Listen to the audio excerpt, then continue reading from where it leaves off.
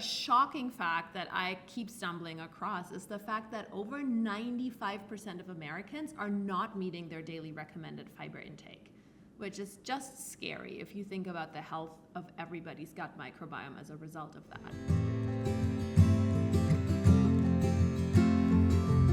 Welcome back to another episode of the Wellness Digest.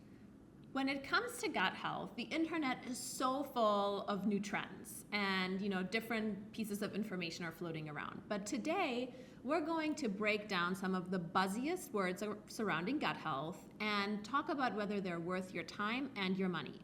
Welcome back, Lena. Thanks. Yeah, I would say it's wonderful that gut health is becoming more mainstream and people are truly thinking about how can I nourish my gut microbiome. However, there's a lot of practices out there that might not be rooted in science and are a little bit more trendy. And so today we want to break down what is fad versus fact, gut health edition. Love it. So let's dive right in. Let's talk about prebiotics and postbiotics. So probiotics, I think most people kind of are aware. It's the living good bacteria that live in our gut that we can also take as a dietary supplement to really restore and rebalance our gut microbiome, which then impacts so many things beyond digestion. Prebiotics. Prebiotics are fibers that we take in mainly through food, although you can also find them as supplements, and they're the food sources for our good bacteria. So even though people don't talk about prebiotics that much yet, they're actually super important because if we are not meeting our daily fiber goal, our probiotic gut bacteria are literally starving. And a shocking fact that I keep stumbling across is the fact that over 95% of Americans are not meeting their daily recommended fiber intake, which is just scary if you think about the health of everybody's gut microbiome as a result of that. Then there's postbiotics. Now that's kind of a bit of a newer term that you might have heard floating around the internet too. Postbiotics essentially means it's the metabolic byproducts of these probiotic bacteria.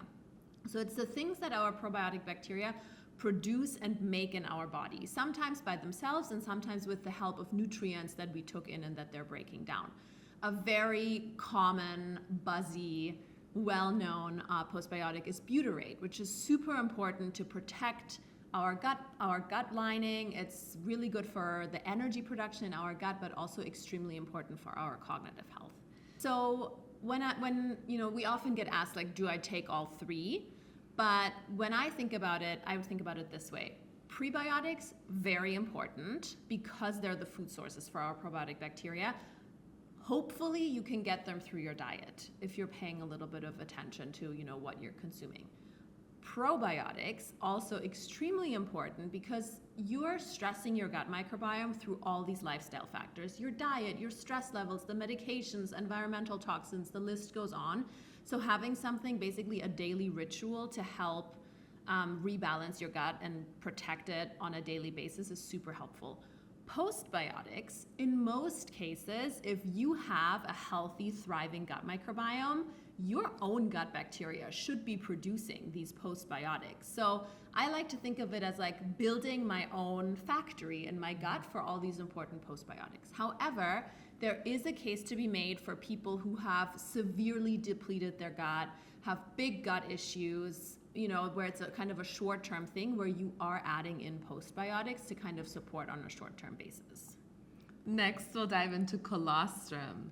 So colostrum is a really good tool to help reset the gut microbiome. It also very much supports your gut-housed immune system, which, just a quick reminder, 70 to 80% of your immune cells actually live in the gut. There's scientific evidence that shows that colostrum can support the gut barrier, so that can improve any kind of signs of leaky gut. It also can help with GI distress, even IBS symptoms, and it certainly will support that gut-housed immune system. However, with colostrum, it's important to note that it does not replace a probiotic, so the two can actually be taken together. They offer this full, rounded gut reset and gut nourishment. And, there are some practitioners that believe that colostrum is more of a short-term supplement as you're resetting the gut microbiome versus a probiotic that, at least in our belief, and many practitioners believe this too, is a long-term supplement that supports your health throughout your life. Mm-hmm. With colostrum, another thing to note is it harvested ethically? If there is such a thing. So that's always something we have in mind. And if you have any kind of dairy intolerance or allergy, that is something you might want to consider not taking, because obviously colostrum does include lactose. So let's talk about colonics. Some people swear by them, and some people don't really understand why you would ever do that. So let's just back up for a second. What is a colonic? A colonic essentially is a flush of your colon. You do this with a healthcare practitioner who is specialized in this, because it essentially involves putting water into your colon, and then you basically massage your colon to help loosen up debris and certain things that your body just hasn't, waste that your body hasn't been able to kind of detox on its own. And then you go to the bathroom after and it all comes back out. Some of the benefits that people who do like colonics cite is basically supporting your detoxification, especially if you're prone to constipation. This can be a really good way to kind of flush out and eliminate. Mm-hmm. Some practitioners also really like it to flush out some unwanted or potentially pathogenic bacteria. However, there are definitely, if you look at the science and the clinical studies, there's actually quite limited scientific evidence to showcase that colonics can truly be beneficial on this kind of maintenance basis. They are used for very specific medical, procedures and outcomes, but that's different to using a colonic for your day-to-day wellness. Another potential concern with colonics is if you're flushing water into your, colon, you are potentially disrupting your good bacteria, which, and you're also flushing out some of these good bacteria. So then it's even more important that you replenish those good bacteria accordingly afterwards. Some other concerns include a risk of dehydration and potential discomfort during and after the procedure. However, I do also think that frequency matters, as with many things that we do for our health and wellness. If you're someone who loves your colonic and it helps you with your constipation and you have a practitioner who is really good at doing them, for sure, do them, but consider the frequency and also make sure you support your gut microbiome after so you can replenish any good bacteria that were flushed out as well. Okay, next up is cleanses. So with cleanses, it really depends what you're trying to remove from your body and also what your goal is. So we believe these should really be done under the guidance of a practitioner, and you should have a very clear goal in mind of what you want to remove from your body. So what we like is these herbal cleanses that really target any pathogenic bacteria in your gut and yeast. So both of us have done that. We really saw a lot of benefit. However, we worked with a practitioner on them. We had a clear goal in mind. We most likely were guided by a stool test beforehand to see that there is actually pathogens and maybe a yeast overgrowth that we wanted to target. And then also, very importantly, we were supporting our gut microbiome and replenishing it during the cleanse, but also afterwards. Yeah.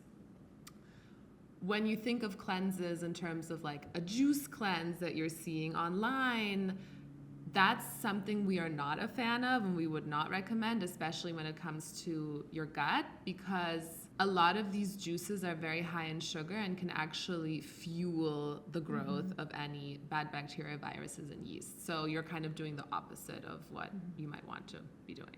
Yeah, and also it's just if you're just going on a liquid something for a whole week by yourself. In some cases, again, if you're doing this with a practitioner, it is potentially a very beneficial thing for you. But if you're just doing that because you heard it somewhere or a friend did it, you're depleting yourself of so much energy, so many nutrients, the fibers to move things through. And, even at Omnibiotic, we've often heard from people who call us and said, oh, I was on this liquid cleanse that I did from my friend, and they felt horrible, and it had ripple effects down the line. So that's not something we're for. Isn't it also true that it actually stresses out your gut microbiome if you're skipping meals and not giving it the nutrients that it needs? It definitely needs the prebiotics really, right? Which is where it gets a lot of, that's the food for the probiotics. The good bacteria. Yeah, and then also our gut bacteria do help us metabolize so many things, including B vitamins, neurotransmitters, and they can't metabolize if they're not finding the things to break down into these things, or if they're depleted themselves. So it's kind of a vicious cycle. Next, probiotic foods and drinks. So one of the questions at Omnibiotic that we get a lot is, well, do I need a probiotic, or can I just drink my kombucha or eat my sauerkraut? And many practitioners would agree with this, where they say it's actually not an either or. Each has their own kind of benefit, but with a probiotic, especially one like Omnibiotic that is very targeted, you can just be so much more targeted and kind of support your gut in a more controlled way. So probiotics, foods and drinks, they often, what is it first of all? It's things like yogurt, kombucha, sauerkraut, things that are fermented that have essentially beneficial bacteria as part of this fermentation process.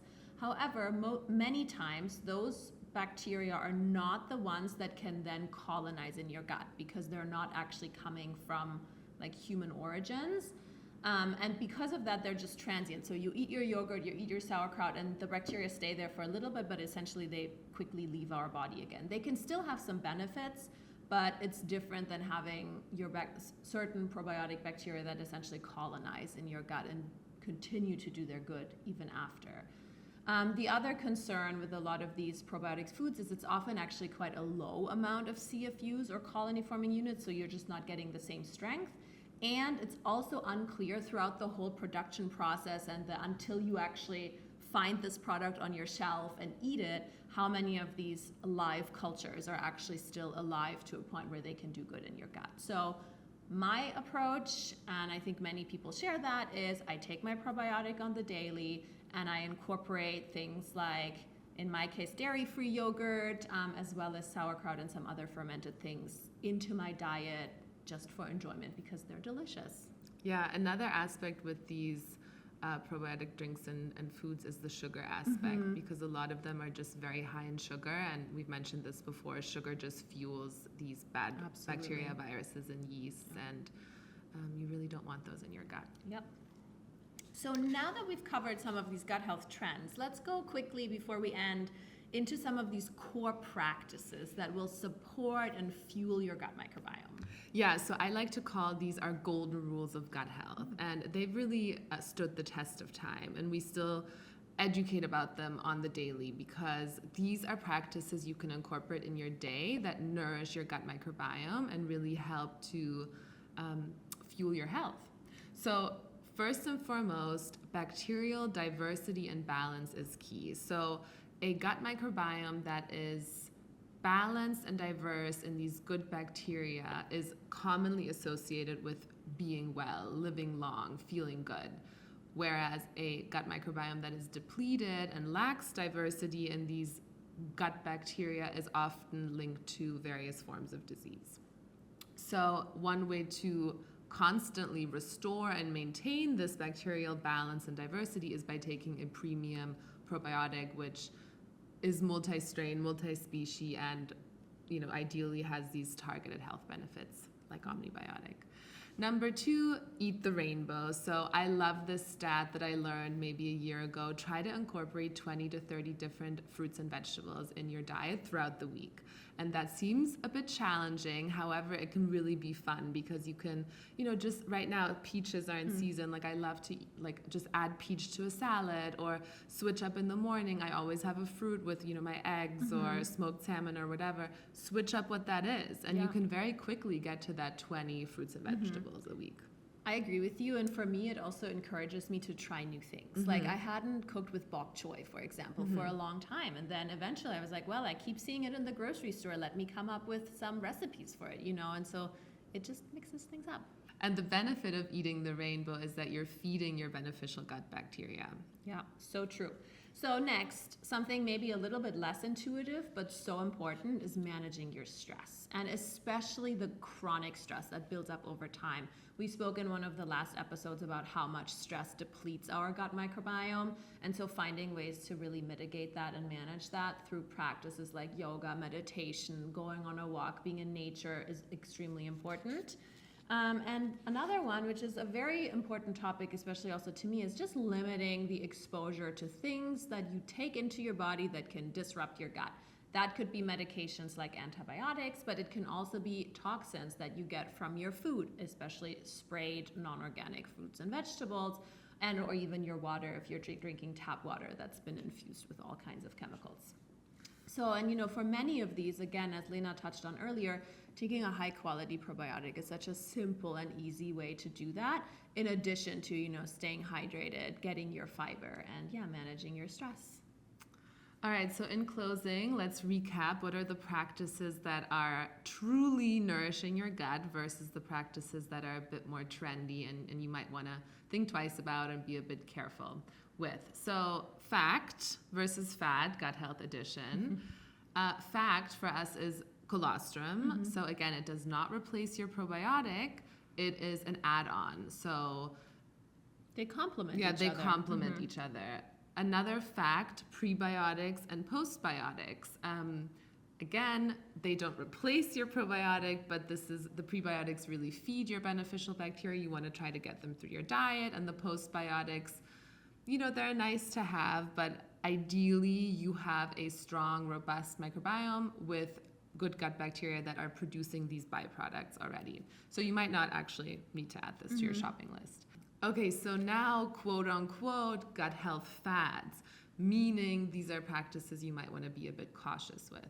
This includes colonics, cleanses, especially those tricky juice cleanses, and then probiotic foods and drinks. Great. So to close this out, we also like to give a gut health or wellness tip of the week. And this week it will be look at your fiber and try to get to those 20 or 30 vegetables and fruits in a week so that you meet a diverse set of fibers in your diet. And you're feeding your beneficial bacteria, your warriors inside your gut that are just helping keep your body functioning. Amazing. Well. I love that. So subscribe, comment, let us know in the comments if you have any questions, thoughts, feedback, and let us know if there's any topics that you want to hear about in the future. Yep.